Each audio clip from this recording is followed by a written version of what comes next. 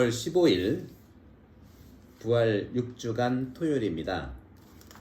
복음 말씀은 요한복음 16장 23절에서 28절입니다.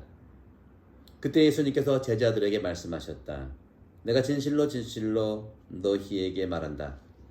너희가 내 이름으로 아버지께 청하는 것은 무엇이든지 그분께서 너희에게 주실 것이다.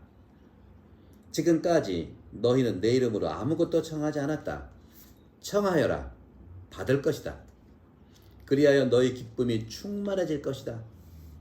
나는 지금까지 너희에게 이런 것을 비유로 이야기하였다. 그러나 더 이상 너희에게 비유로 이야기하지 않고 아버지에 관하여 드러내놓고 너희에게 알려줄 때가 온다. 그날 너희는 내 이름으로 청할 것이다. 내가 너희를 위하여 아버지께 청하겠다는 말이 아니다. 바로 아버지께서 너희를 사랑하신다. 너희가 나를 사랑하고 또 내가 하느님에게서 나왔다는 것을 믿었기 때문이다. 나는 아버지에게서 나와 세상에 왔다가 다시 세상을 떠나 아버지께 간다.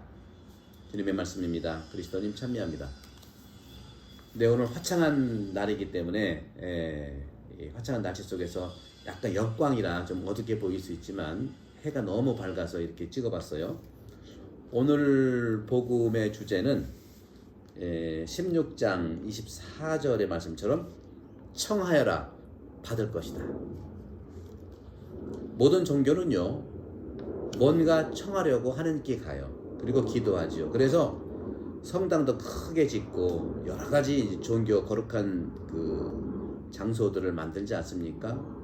또 성상도 있고요. 그죠? 많은 또 성화도 있고요. 성소도 있고 거룩한 장소. 왜냐하면 청하기 위해서 모든 종교는 같은 동질감적인 그런 모습들이 있는 것이죠. 주님은 말씀하십니다. 지금까지 너희는 내 이름으로 아무것도 청하지 않았다. 청하여라. 받을 것이다. 그리하여 너희 기쁨이 충만해질 것이다. 하고 말씀하세요. 믿을 수 없는 놀라움이 나타날 것이다. 하는 것이죠. 그런 점에서 여러분들, 여러분들 어떤 거 할 때 여러분 기쁩니까? 그리고 저는 이제, 물론 강론할 때도 기쁘고요. 또 책을 쓸 때도 기쁘긴 한데, 그런 것보다도 또 테니스 할 때가 기뻐요. 그리고, 병자성사, 우리 그 환자들에게, 주님 영성체를 모시고 갈 때라든가, 또 아픈 사람들, 또 어려운 사람들과 함께 얘기를 들어줄 때가 참 기뻐요. 네. 그리고 뭐 여러분들은 그렇죠. 새로운 자동차 사도 기쁘기도 하고요. 또 어떤 승마를 한다거나 어떤 그 자기 취미생활 하는 데 있어서 어떤 목표와 기쁨이 있지 않습니까? 근데 안티오키아 초대교회 때 2, 3, 4세기에 안티오키아 학파의 교부들은요, 무엇을 기뻐했냐면은 바로 이 대자연에 산다는 것을 기뻐했어요. 저도 이 시드니라고 하는 이 3대 미항인가요?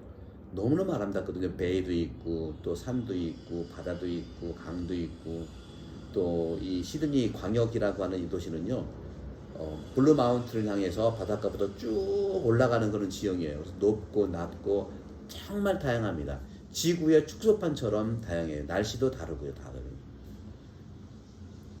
안티오키아도 역시 마찬가지예요. 이런 대자연에 하느님께서 이 대자연을 창조했다는 거에 기뻤어요. 하느님도 세상을 창조하신 다음에 뭐라고 그랬죠? 포신이 좋았다, 기뻤다 하는 말씀을 하시잖아요. 그래서 이렇게 하느님께서는 바로 우리, 그리고 자연, 이걸 창조하시면서 기뻤고, 또 그렇기 때문에 안티오키아 교부들은 이런 창조된 자연의 주인이신 하느님을 마음으로 느끼면서 기쁨을 충만하게 가졌다는 것이죠. 거기에 우리 인간들은 이런 대자연 속에서 바라만 볼 수는 없고, 또 우리가 힘들게 또 수고스럽게 노동을 해야 하지 않습니까? 그 노동도 역시 아름답지 않습니까? 기쁨을 위해서 준비하는 거니까요. 그래서 이런 수고의 노동을 통해서 자연을 움직이시는 하느님의 힘을 느끼고 단련하는 과정이라고 저는 보는 거죠.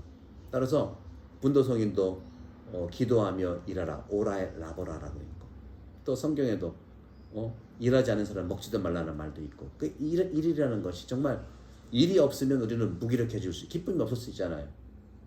그런 점들을 보게는 따라서 예수님께서 이렇게 말씀하십니다. 오늘 복음에 내가 너희를 위하여 아버지께 청하겠다는 말이 아니다.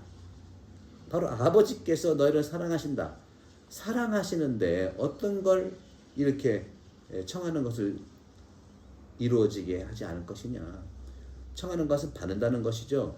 따라서 사도 바오로의 표현에 의하면 예수 그리스도야말로 하느님과 우리 인간들 사이의 유일한 중개자. 우리를 하느님 뜻에 맞게 인도도 하시고 또 하느님께서 우리 인간에게 주시는 선물도 중개하시는 분이 예수 그리스도이세요. 따라서 하느님께서는 피 안에 계시지만 모든 종교는 바로 이러한 믿음을 통해서 하느님께 갈 수 있고 또 하느님 우리한테 오시는 거죠. 바로 구약에서도 모세와 아론과 많은 예언자, 사제, 왕들을 통해서 하느님께 안내하는 역사의 중개자 아닙니까? 우리 하느님 역사의 중개자가 바로 예수 그리스도입니다. 여러분들 그렇기 때문에 예수님의 이름으로 청하세요. 그러면 다 이루어집니다. 오늘 복음에 예수님의 이름으로 청한다는 것이 그런 것이죠. 하느님께서도 말씀으로 세상을 창조하셔서 기뻐하셨죠.